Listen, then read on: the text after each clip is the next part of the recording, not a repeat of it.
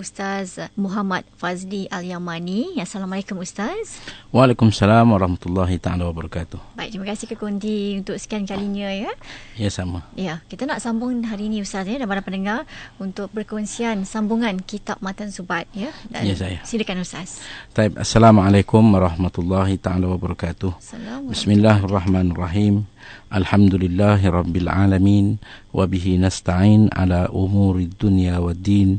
Wa sallallahu wa sallam ala sayyidina Muhammadin khatamin nabiyyin wa alihi wa sahbihi ajma'in. Wa la hawla wa la quwata illa billahil aliyyil azim. Alhamdulillah, alhamdulillah. Saya terus mengajak para pendengar Radio IKIM, tak kira di mana beradanya para pendengar ini, ada yang di dalam negara maupun mereka yang berada di luar negara, ada yang sedang bekerja, ada yang sedang rehat, dan ada mereka yang sedang berada di waktu malam. Jadi mereka dapat mendengar siaran Radio IKIM di seluruh dunia. Alhamdulillah, mudah-mudahan faedah yang disediakan ini dapat diambil dan digunakan dengan secara yang cukup berfaedah. Saya nak sambung muzakarah yang lepas. Kalau kita tengok apa yang kita sebut mengenai dengan apa yang kita sebut pada minggu lepas, bahawa kita kata fahuwa lima yuridu fa'alu falaysa fi khalqi lahu misalu. Ini adalah satu perenggan syair yang sebelumnya kita kata faqta' yaqinan bil fuadi wajzimi bihadasil alami ba'dal adami ahdasahu la lihtiyajihil ilah walau arada tarkahu lamabtadah. Buatkan satu keputusan yang yakin, yang jazam bahawa dunia ini adalah alam ciptaan Allah yang baharu, di mana Allah ciptakan alam dunia ini tanpa sesuatu hajat Allah. Allah tidak berhajat kepada apa-apa daripada alam ciptaan ini. Ini adalah satu ihsan, kurniaan Allah kepada manusia. Allah nak buat, dia boleh buat, kalau tidak pun boleh. Kerana kita kata fahuwa lima yuridu fa'alu, kerana maka Allah SWT itu bagi apa yang dia nak, dia buat. Apa dia nak, dia buat. Ini kita kata pada minggu lepas.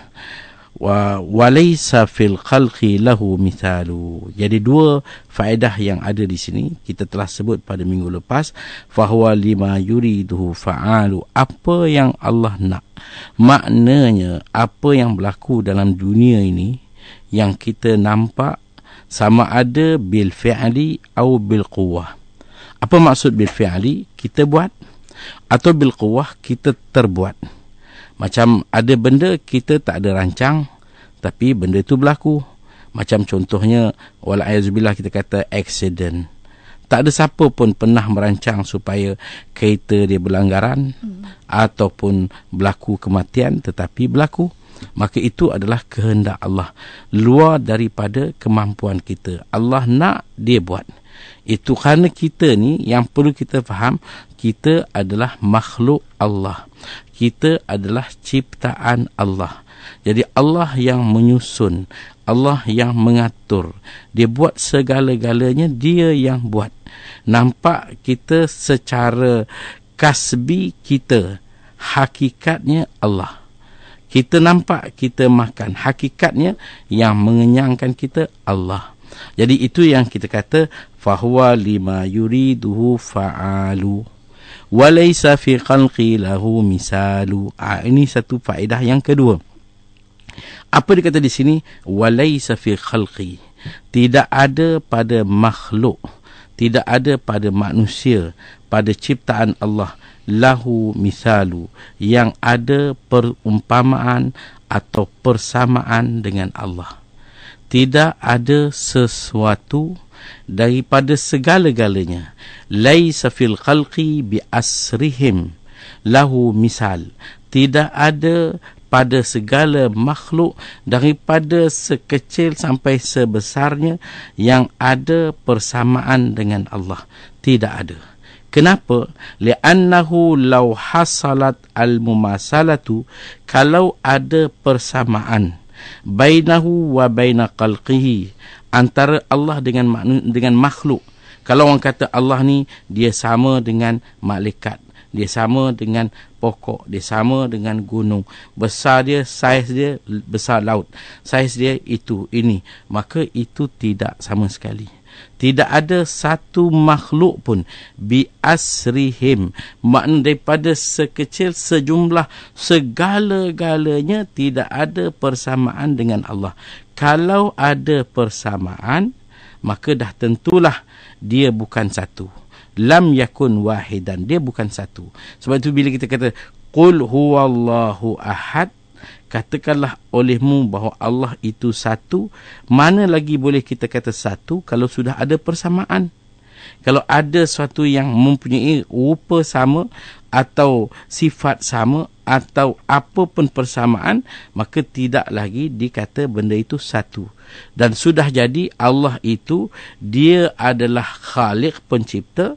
Dalam masa yang sama dia juga adalah makhluk dicipta, kerana ada persamaan. Sebab itu tidak ada persamaan sama sekali antara Allah sebagai Khaliq dan selain pada Allah sebagai makhluk. Tidak ada persamaan daripada segala-gala sudut. Tapi ini kita perlu faham. Ini akidah kita. Kita tak boleh kata, oh ini macam inilah Tuhan saya. Oh macam inilah rupa Tuhan saya.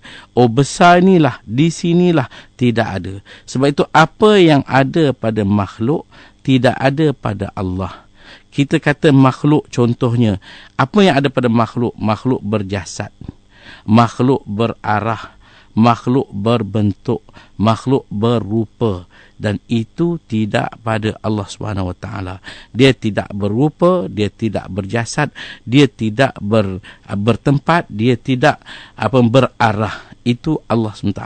Maknanya dia tidak ada persamaan dengan makhluk. Sebab itu dia kata walaysa lahu fil khalqi lahu misalu. Tidak ada sesuatu yang mempunyai persamaan dengan Allah Subhanahu Wa Taala. Jadi sidang pendengar yang dimuliakan, bila kita cakap bahawa Allah tidak ada persamaan, maka akan timbul satu keadaan yang mengelirukan. Kerana dalam Al-Quran ada ayat-ayat yang menyebut bahawa ada persamaan. Ada disebut atas, ada disebut muka, ada disebut tangan, disebut macam contohnya yadullah, tangan Allah. Disebut juga arah ar-Rahmanu alal arsyistawa, atas. Jadi ada disebut jasad, Allah bergerak. Kerana Allah ni kita tak kata dia bergerak dan kita tak kata dia diam. Diam pun tak boleh, bergerak pun tak boleh. Kerana diam, terpaku macam Tok Pek Kong, duduk terpaku, itu bukan Allah. Dan bergerak-gerak, berjalan sana sini, itu bukan Allah. Kenapa? Kerana bergerak atau duduk atau terpaku, yang terpacak itu adalah sifat makhluk. Allah tidak makhluk, dia adalah Khaliq. Tidak ada persamaan. Jadi ini yang perlu kita faham, bahawa Allah tidak ada persamaan. Sebab itu dalam kita menyebut tentang bahawa Allah tidak ada persamaan ini, dua pegangan yang kita menjadikan satu keputusan. Pertama ialah apa saja yang cuba nak digambarkan, yang cuba nak difikirkan oleh otak manusia. Kalau kita nak bayangkan mengenai dengan Allah dalam satu bentuk, dalam satu rupa, dalam satu kedudukan, maka apa saja yang dalam fikiran kita, itu bukan. Kalaupun kita bayangkan sebesar gunung lah katakan, maka itu bukan Allah. Kalau kita bayangkan seluas lautan yang dalam itu, itulah kaki Allah sebagai contoh, itu bukan. Apa saja yang boleh difikirkan oleh manusia yang mengenai dengan Allah, itu bukan. Kerana Allah, dia tidak mempunyai suatu persamaan dengan makhluk.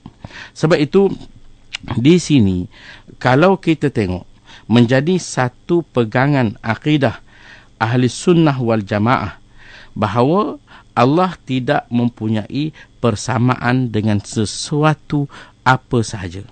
Tetapi apabila soalan datang, bagaimana dengan ayat-ayat Al-Quran?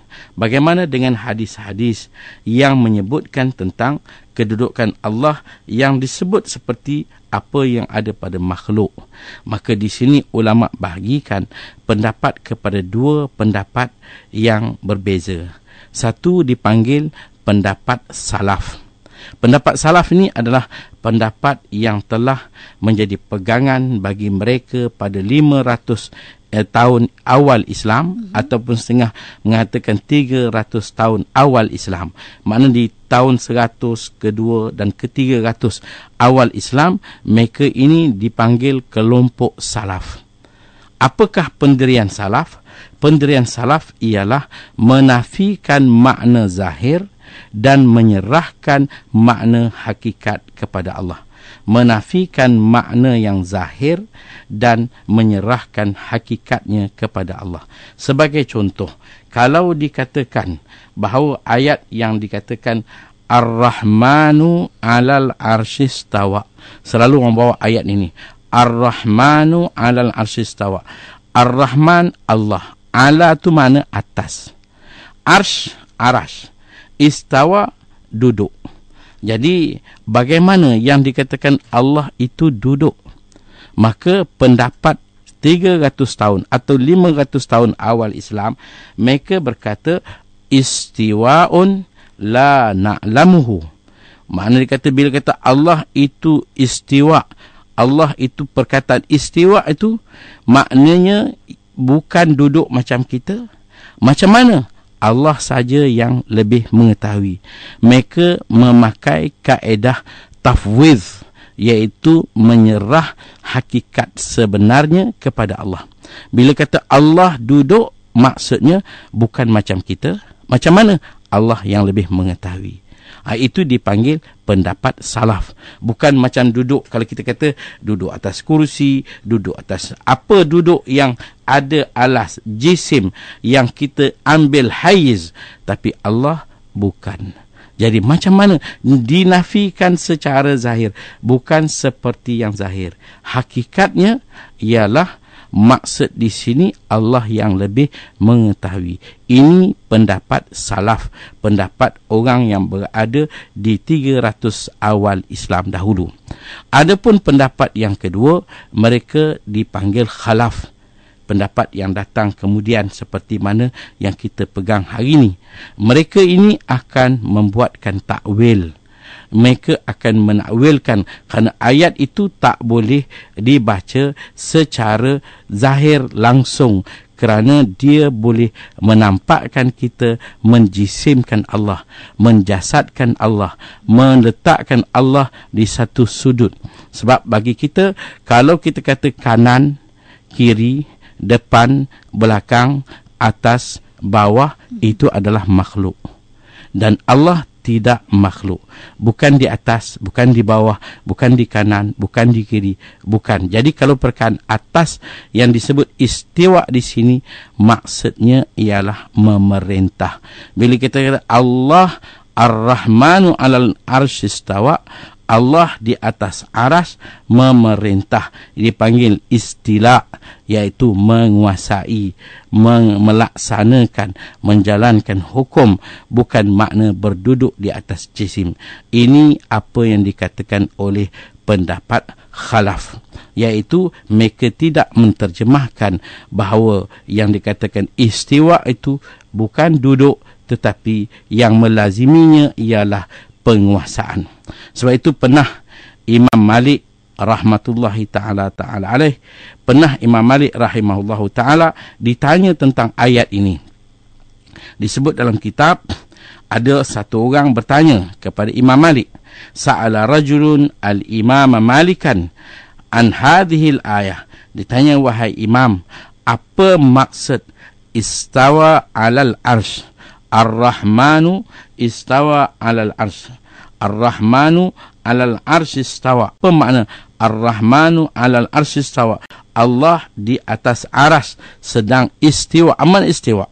Istiwa yang dimaksudkan oleh salaf ialah bukan duduk seperti kita. Hakikatnya Allah lebih mengetahui. Tapi kata ulama khalaf, istawa ialah membawa makna berkuasa, memerintah. Sebab itu bila ditanya Imam Malik, maka apa jawab Imam Malik? Fa atraqa ra'sahu maliyan. Dia pun tunduk kepala lama. Bila lama dia tunduk, kemudian dia pun angkat kepala.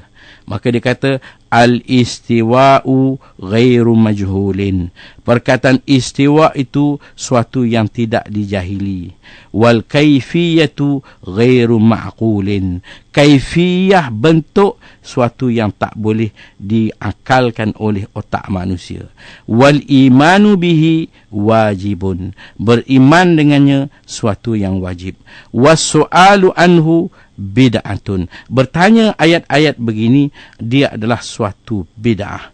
Wa ma adzunnuka illa dhallan. Maka Imam Malik kata, aku tidak menyangka engkau melainkan engkau seorang yang suka menyesatkan orang. Kerana ayat-ayat macam ini kita tidak boleh menjadikan bahan mainan untuk kita uji satu orang, tanya Allah buat apa, Allah di mana. Maka kita gunakan ayat-ayat ini. Sebab itu Imam Malik kata, wa ma adzunnuka illa dhallan. Aku tidak sangka melainkan engkau seorang yang menyesatkan. Fa amara bihi. Imam Malik pemerintah, bawa dia ni keluar. Fa ukhrija, maka dia dikeluarkan daripada majlis Imam Malik. Jadi pendengar yang dimuliakan, bila kita sebut persamaan, maka tidak sama sekali. Walaupun ada perkataan-perkataan yang dikatakan atas, bukan atas seperti tempat, bukan atas, bukan kanan, bukan kiri. Sebab itu kalau di sana ada satu hadis yang menyebut kata Allah ni berjasad, seperti satu ayat, waja'a rabbuka, Allah kata telah datanglah Tuhan kau, dia datang. Dalam satu hadis yang lain disebut, dalam satu hadis dikata, yanzilu rabbuna kulla laylatin ila sama'id dunya hatta hina yabqa sulusul laylil akhiri wa yaqulu man yad'uni fa astajiba lahu man yas'aluni fa u'tiyahu wa man yastaghfiruni fa aghfira lahu. Dalam satu hadis dikatakan akan turun Tuhan kita setiap malam ke langit dunia pada separuh akhir malam. Dia akan tanya, ada tak mereka yang berdoa? Aku akan terima doa dia. Ada tak mereka yang meminta? Aku akan terima permintaan dia. Ada tak yang beristighfar? Aku akan terima istighfar dia. Maka disebut Allah turun. Mana turun ni berjasad. Jadi apa kata ulama salaf? 300 tahun dulu dia kata, yaqulun maji'un wa nuzulun la na'lamuhuma. Turun, naik, bergerak yang bukan seperti zahir, hakikatnya Allah lah yang lebih mengetahui. Kita tak tahu. Makna ini kaedah tafwidh. Selesai masalah. Iman kita selamat. Ataupun yang disebut oleh khalaf. Ulama-ulama kemudian dikata, ja'a rabbuka, telah datang Tuhan kau, makna telah datang azab Allah di padang mahsyar. Dan dikatakan yanzilu rabbuna, Tuhan turun, maksudnya turun rahmat Allah atau turun malaikat Allah. Maknanya itu ditakwilkan, dan inilah yang lebih bijaksananya ulama-ulama yang menterjemahkan untuk tidak membentukkan Allah itu kepada satu jasad. Contoh satu lagi. Kalau dikatakan Allah ada rupa, kita kata Allah ni dia tak seperti makhluk, tapi ada hadis. Hadis ni dikatakan dalam hadis Sahih Bukhari, iaitu anna rajulan daraba abdahu. Ada satu orang lelaki dipukul hamba dia. Maka Nabi sallallahu alaihi wasallam tegah. Fanahahu Nabi sallallahu alaihi wasallam. Maka Nabi tegah dia. Nabi kata apa? Innallaha khalaqa Adama ala suratihi. Jangan pukul dia. Kerana dia ni adalah anak cucu Adam, dan Adam telah dijadikan atas rupanya. Rupanya makna rupa Allah. Jadi macam mana kedudukan hadis yang dikatakan Nabi Adam itu rupa dia macam rupa Allah? Jadi apa itu daripada sudut hadis. Maka ulama-ulama salaf mengatakan yaquluna suratun la na'lamuha. Kata ulama salaf, rupa maksud di sini bukan macam kita. Macam mana? Allah yang lebih mengetahui. Adapun pendapat ulama yang kemudian yang khalaf, dia kata maksud rupa di sini ialah sifat. Jangan pukul dia kerana sifat dia macam sifat Allah. Iaitu sifat Allah, dia mendengar, dia melihat. Maka manusia itu dia mendengar dan melihat. Sebenarnya dia kisah ini, dia ada satu hadis yang lebih panjang, yang mana apa yang berlaku dalam satu cerita di mana ada seorang, Nabi sebut dalam hadis apa yang mengenai dengan cerita ini, iaitu disebut dalam kitab saya, dia kata hadza bina'un ala anna dhamir fi suratihi a'idun 'ala Allah. Kan kalimah yang ada situ seperti rupanya, rupa Allah. Maka maksud rupa di situ ialah bukan rupa wajah tetapi sifat Allah. Dengan sebab itu dikata di sini rawahu Muslim fa idza qatala ahadukum akahu. Ini hadis lain untuk menjelaskan. Kata dalam satu hadis baginda Rasulullah bersabda, idza qatala ahadukum akahu, kalau satu orang bergaduh dengan satu orang yang lain. Satu orang bergaduh, si A bergaduh dengan si B. Bergaduh pun jangan sampai kita pukul pada muka dia. Mungkin kita terpaksa pukul tangan dia. Mungkin terpaksa kita pukul kaki dia. Makna bergaduh. Biasalah orang bergaduh, dia pukul, kita pukul. Jadi kita kata awak jangan pukul pada muka. Kenapa? Hadis Nabi kata, fa innallaha khalaqa Adam ala suratihi. Jadi maksud hadis yang dikatakan Allah jadikan Adam macam rupa dia, maknanya bukan rupa Allah tetapi sifat Allah. Tetapi yang dimaksudkan hadis itu, Allah, Nabi kata jangan kau pukul dia kerana dia ini anak Adam. Allah jadikan rupa dia macam rupa Adam. Setiap kita ni, rupa kita balik kepada rupa Nabi Adam. Maknanya dalam hadis ini, apa yang nak disyarahkan, dhamir yang ada dalam perkataan hadis bukan balik kepada Allah, tetapi balik kepada Nabi Adam. Jadi maknanya kita tidak boleh mengatakan sesuatu ada persamaan dengan Allah. Jadi kalau disebutkan rupa, maksud di sini rupa ialah sifat, ataupun maksud rupa ialah persamaan manusia dengan Nabi Adam, bukan dengan Allah seperti mana setengah orang faham. Begitu juga macam tangan.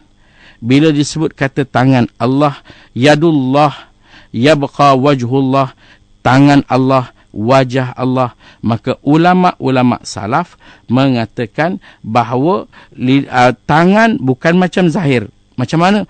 Allah yang lebih mengetahui. Adapun ulama khalaf mengatakan tangan maksudnya ialah kuasa, iaitu Allah menurunkan kuasanya atas sesuatu, yang mana kuasa Allah lebih atas daripada segala kuasa. Sidang pendengar yang dimuliakan, maksud saya di sini ialah bagaimana kita nak menterjemahkan sesuatu apa yang berkaitan dengan Allah tidak sekali-kali disamakan dengan makhluk ciptaannya. Sebab itu dikata falaisa fil khalqi lahu misalu. Tidak ada pada makhluk sesuatu yang mempunyai persamaan. Kalau ada persamaan, kita larikan dia kepada sama ada pendapat salaf atau pendapat khalaf, untuk kita mengelak daripada menjasadkan Allah, mengarahkan Allah, atau membentukkan rupa Allah. Ini penting kerana Allah sendiri mengatakan laisa kamitslihi syai'. Allah tidak menyerupai dengan sesuatu. Jadi tidak boleh disesuatukan pada Allah itu dengan apa sahaja. Sama ada arah, rupa, bentuk apa sahaja yang ada pada makhluk. Dan ini adalah suatu yang amat penting dalam pegangan kita, dalam i'tiqad kita. Sebab itu dikatakan dalam satu apa yang disebut di sini, dikata walidha a'azamallahul minnah. Dengan sebab itu Allah beri orang yang betul-betul boleh membebaskan dirinya daripada segala-gala kefahaman yang boleh membawa kepada mensyirikkan Allah ataupun membawa kepincangan Allah, mempunyai satu persamaan Allah dengan sesuatu.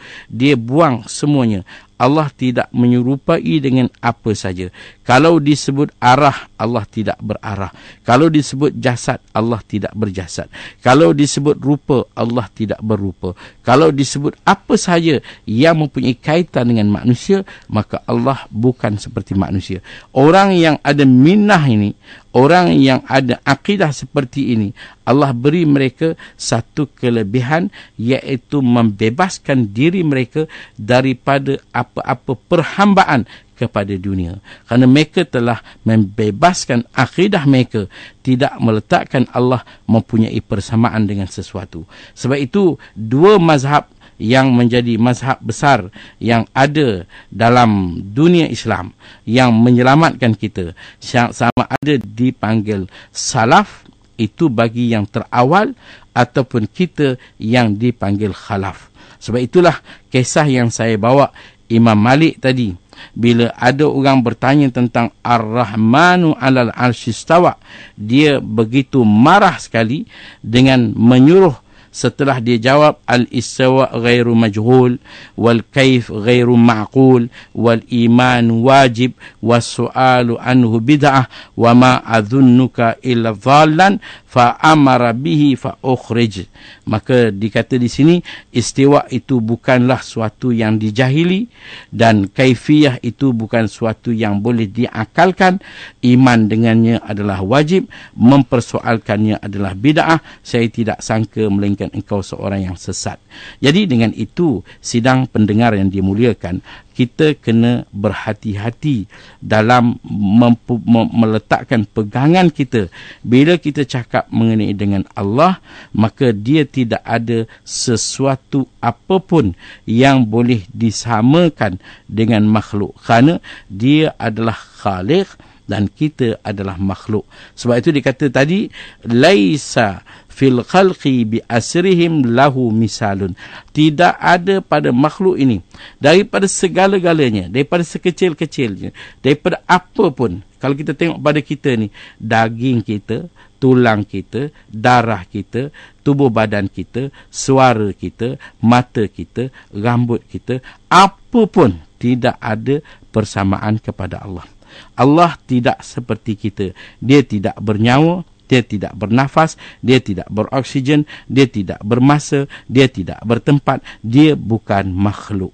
Dia adalah khaliq. Ini yang kita kena faham. Jadi kalau ada ayat-ayat yang cuba nak dikelirukan kepada kita, maka kita tengok dua pandangan tadi. Di mana ulama yang boleh membimbing kita. Jangan sekali-kali kita terperangkap dengan mereka mengatakan Allah sedang duduk sending, lending, duduk baring di atas aras, bertakhta, bersemayam, duduk seperti duduknya seorang di atas kursi. Seperti mana bila ditanya Ibnu Taimiyah, maka dia kata duduk macam mana dia duduk di atas kursi. Maka itu bukan. Allah bukan seperti itu. Ini akidah selepas 300 tahun hijrah sampai ke hari ini.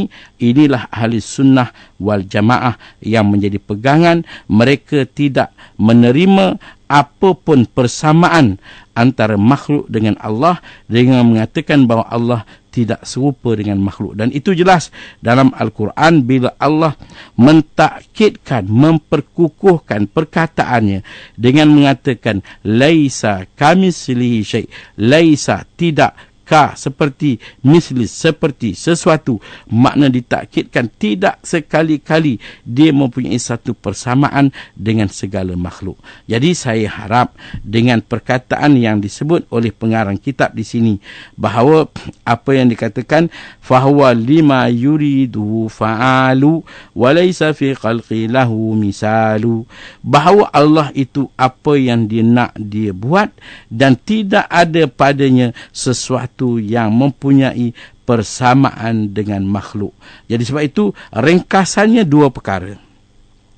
Pertama ialah apa yang difikirkan oleh manusia, apa yang terlintas dalam fikiran manusia, apa yang bermain dalam fikiran manusia, yang cuba nak menggambarkan rupa Allah, bentuk Allah, arah Allah, tempat tinggal Allah, di mana Allah, maka itu semua dikatakan tidak dan tidak. Bukan seperti itu. Di sebaliknya. Sebab itu dalam kita mengenal Allah, ulama mengatakan, menyaran kepada kita 4 perkataan jangan sekali-kali berlegar dalam fikiran kita dalam nak mengenal Allah.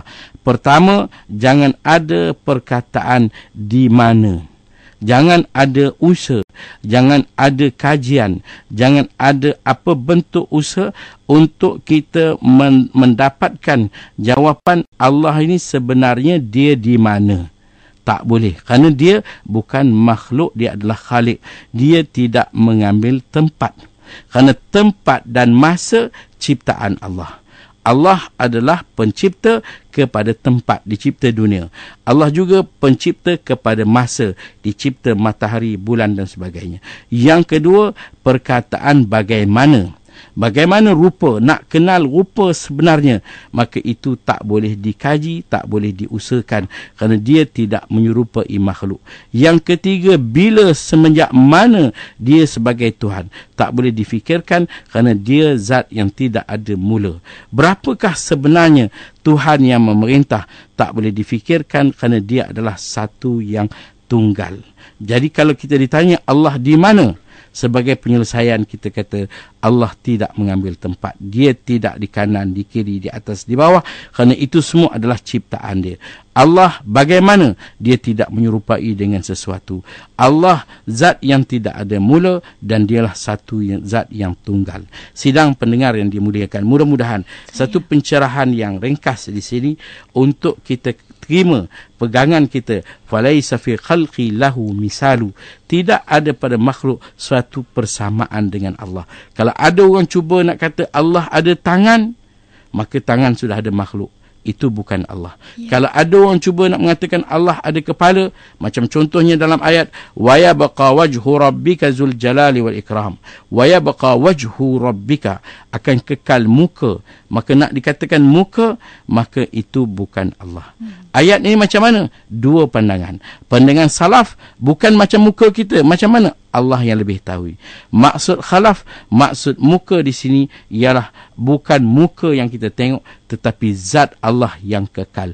Wa yabqa zatu rabbika, Tuhan kita tu kekal, walaupun dunia ni akan musnah, binasa, sehingga segala-galanya tamat, tapi zat Allah kekal buat selama-lamanya.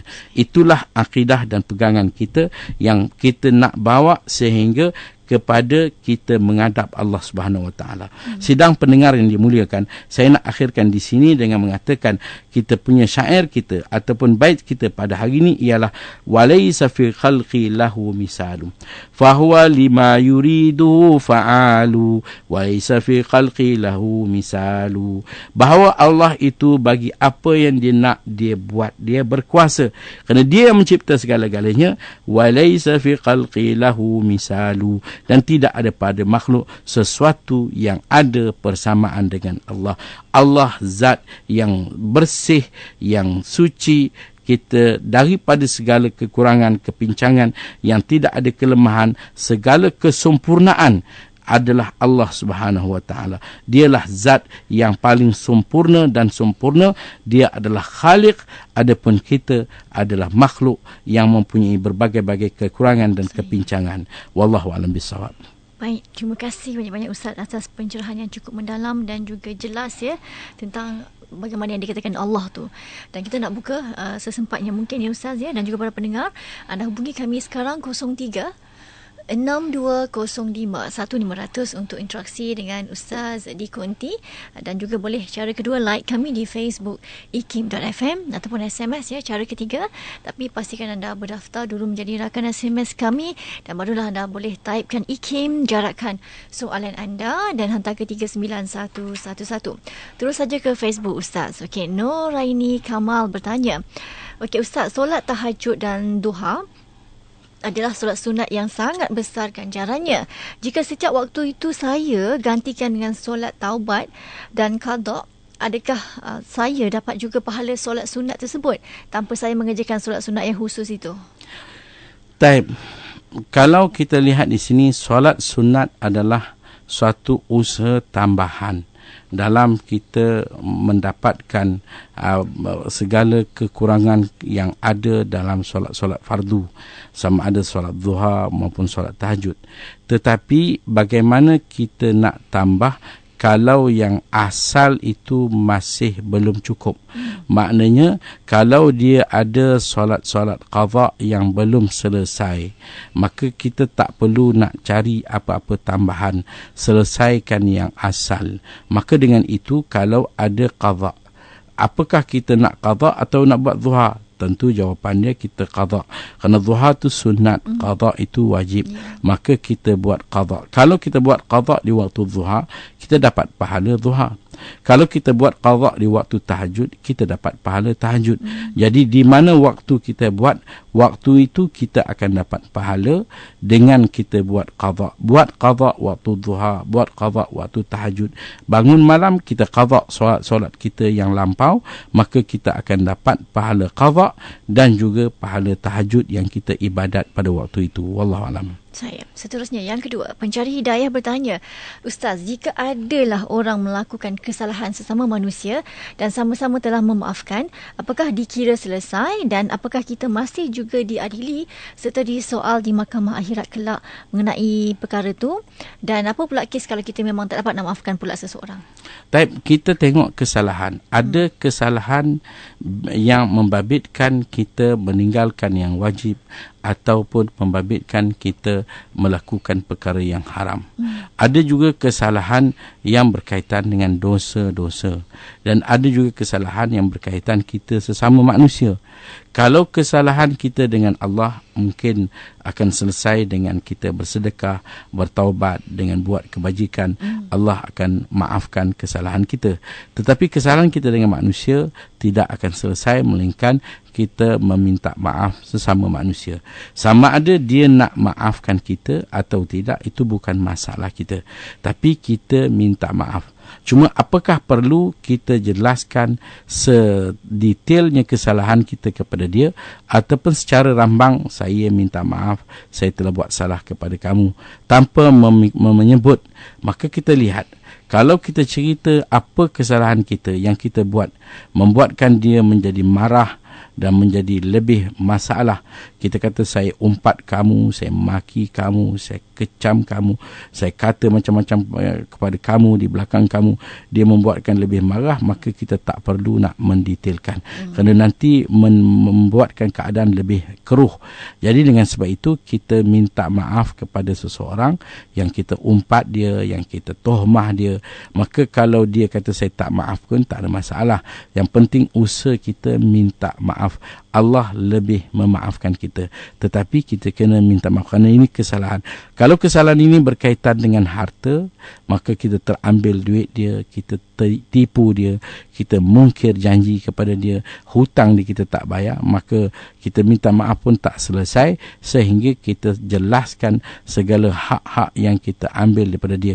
Melainkan kalau dia kata awak punya hutang saya halalkan, duit saya yang awak tipu tu saya maafkan, maka itu selesailah kita dengan dia. Wallahu a'lam.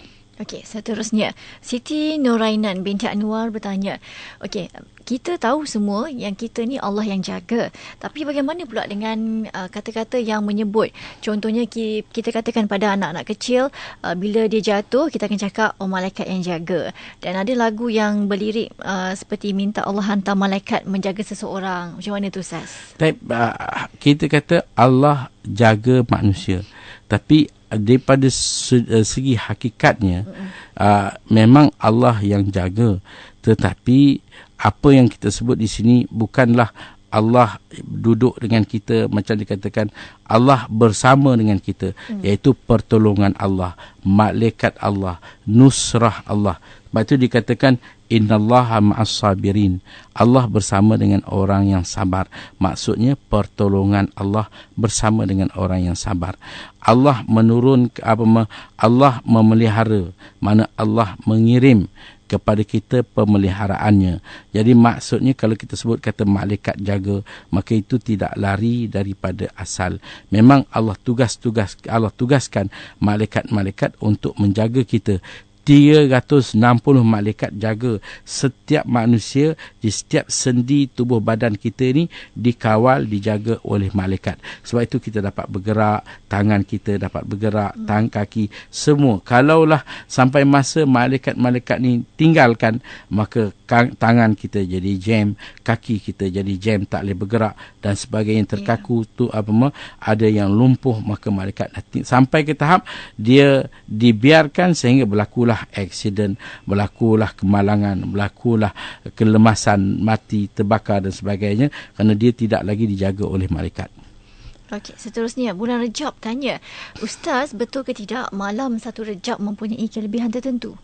Memang ada mafhum hadis, walaupun tidak sesahih sekuat mana, tetapi hadis ini dalam bentuk fadha'il a'mal yang disebut oleh Imam Al-Ghazali dalam Mukasyafatul Qulub, bahawa ada malam-malam doa kita sangat mujarab. Antaranya malam pertama Rejab, malam nisfu Sya'ban, malam Lailatul Qadar, malam Hari Raya Aidil Fitri, malam Hari Raya Aidil Adha. Jadi kalaupun hadis-hadis ini tidak sesahih untuk dihujahkan, tetapi boleh dipakai sebagai hadis untuk kelebihan amal.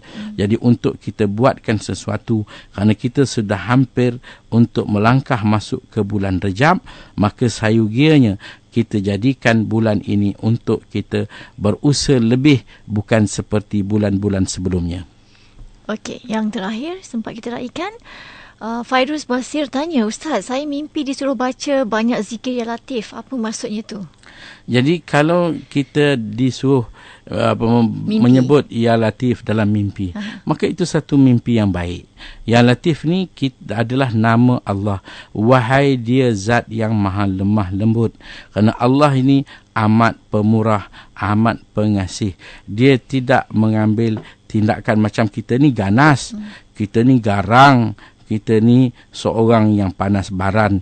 Allah tidak, dia amat pengasih pada makhluk ciptaannya. Jadi kalau kita sebut ya latif, ya latif, mungkin ini antaranya boleh mengubat baran kita, ketidaksabarnya kita. Dia akan boleh memberikan kita dapat kontrol diri kita. Jangan cepat nak marah je. Kadang-kadang orang hari ni dia cepat naik angin, silap-silap nak marah dengan anak ke, dengan isteri ke, dia lepas geram je.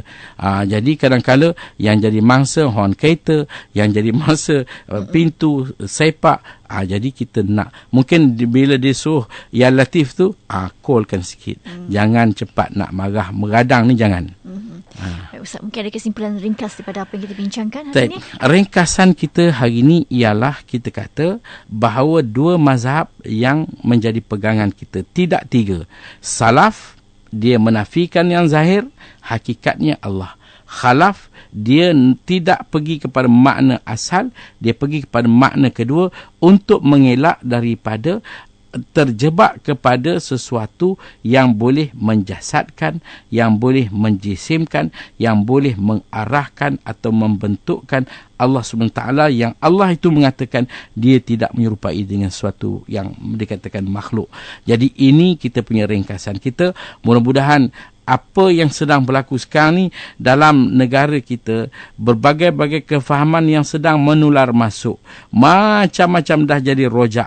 Kita nak ambil yang asal. Sebab itu saya suka kata, di Malaysia daripada asal mula mungkin sejarah daripada bumi Melaka dulu, sejarah Melaka dan seterusnya, ini semua asal. Bila belakang ni je, dia dah mula kacau. Sampai tahlil tak boleh, talqin tak boleh. Banyak benda tak boleh. Kalau orang mati, nak baca Fatihah pun dia kata tak boleh bid'ah. Jangan baca Fatihah pada orang dah mati. Tak boleh, itu bid'ah. Kita nak baca apa? Takkan nak nyanyi lagu negaraku kot. Takkan kita nak bagi dia pantun ke? Tak, mestilah kita bagi dia Fatihah. Betul. Itulah kita sebagai kawan kepada kawan, bapa kepada anak, adik kepada abang. Itu Fatihah lah. Itulah hadiah kita. Kita takkan nak baca satu Al-Baqarah, tak lagat kita. Jadi Al-Fatihah. Jadi apa masalah dia? Orang tua-tua kita semua kata boleh. Tapi yang kebelakangan ni dia kata tak boleh. Jadi kita nak yang tak boleh tu kita ketepikan. Kita balik kepada asal. Masyarakat Melayu, saya kata masyarakat yang terpilih, Allah beri kebaikan dan kelebihan dengan pegangan agama. Jangan usik. Wallahualam bisawab. Jangan usik benda yang dah betul. Nanti jadi pening huru-hara masyarakat dan juga akidah kita, Ustaz. Ya, saya. Terima kasih banyak-banyak tetamu saya Al-Fadil Ustaz Muhammad Fazli Al-Yamani berkongsi menerusi segmen Tahsinul Ibadah. Tajuk kita sambungan kitab Matan Zubat, dan moga-moga banyak manfaat jika dihayati betul-betul. Terima kasih Ustaz. Assalamualaikum. Waalaikumsalam warahmatullahi taala wabarakatuh. Untuk anda